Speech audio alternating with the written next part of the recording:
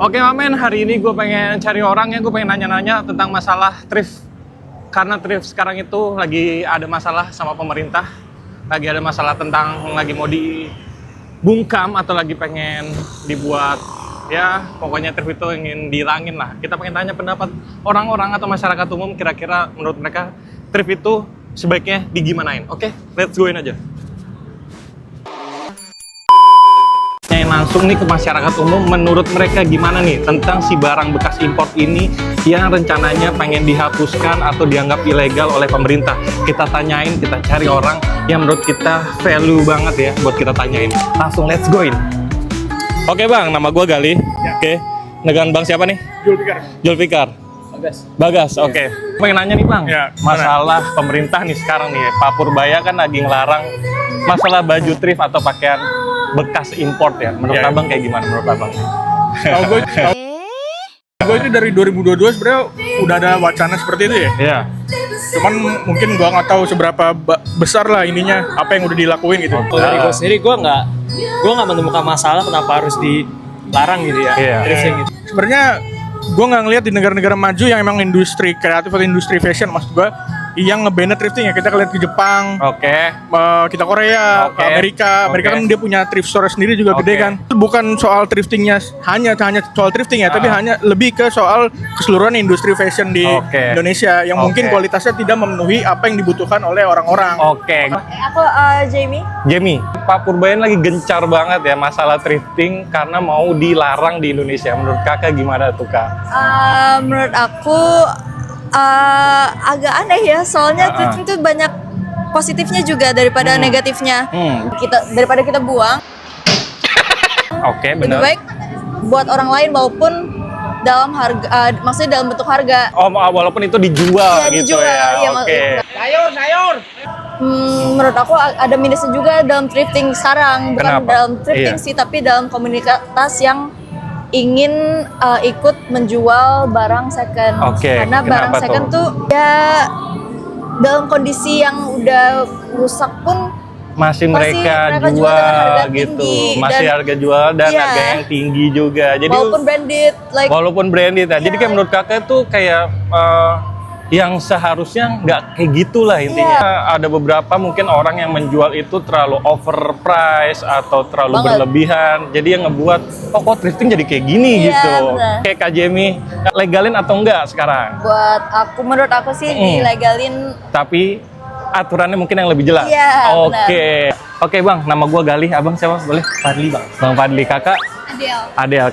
Kalau menurut dari saya sih kalau misalnya emang ilegal ya banyak juga barang ilegal sebenarnya. Cuman kalau segi dari positifnya sih karena barang-barang kayak gitu tuh lebih terjangkau harganya. Cuman kalau masalah ilegal ya kalau dilihat ilegal saya setuju aja sih kalau misalnya emang dilarang kalau dalam alasan ilegal gitu. Bahannya juga rata-rata banyak yang bagus juga. Cuman minusnya sih kalau dari pemakaian kadang banyak yang kotor juga kan.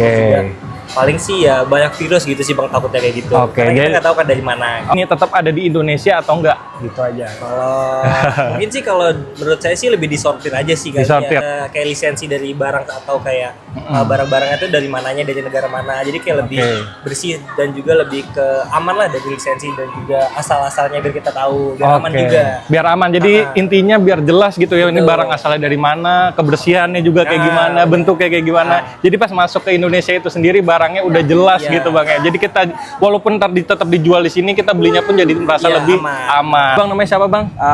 Muhammad Nabil. Oke Bang. Menurut gue kalau dari segi hukum emang itu pantas buat dihilangin kan. Yang namanya legal. Bukan barangnya legal. Bukan barang legal. Tiba-tiba dia bisa masuk ke sini. Iya, itu kayak dari black market gitu loh. Mungkin kalau dari segi hukum itu pantas yang diterapin sama Pak Purbaya. Karena itu jelas barang ilegal. Kalau ilegal kan sudah jelas melanggar hukum. Cuman kalau dari segi outfit, karena gue kan mahasiswa juga nih ya, siswa.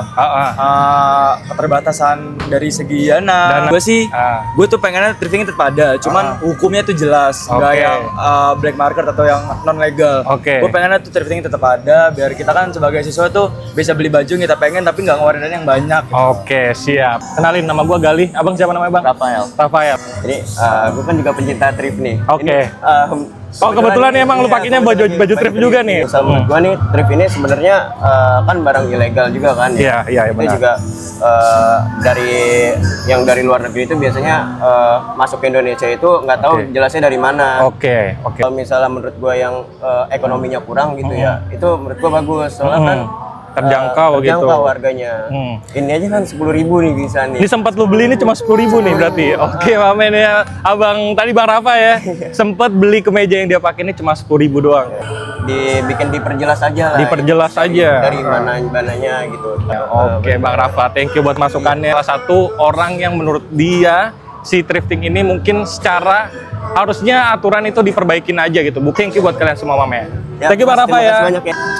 Oke Mamen, sekian ya. Hari ini gue udah muter, dari tadi gue udah nanya pendapat-pendapat masyarakat yang gue temuin secara random. Dan pendapat mereka bisa lo lihat sendiri di video gue itu ya Mamen ya. Dan mudah-mudahan ini menjadi masukan buat lo semua. Kira-kira pendapat mereka ini yang dari tadi gue tanyain itu bener atau enggaknya. Kalian nilai sendiri, bantu komentarnya, bantu masukannya. Dan terus follow gue, ikutin gue buat video selanjutnya, konten-konten selanjutnya. Let's go Mamen.